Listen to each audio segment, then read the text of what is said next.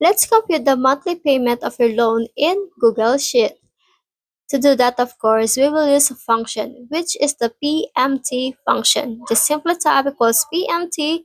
Now for the rate, we will use the annual interest rate divided by 12 because we have 12 months in 1 year, comma, for the number of periods, 6 years multiplied by 12 months. Now, comma, then click your loan amount and close parenthesis, press enter.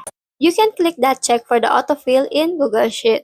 And as you notice, you have negative values because this monthly payment means this will be subtracted from your loan amount.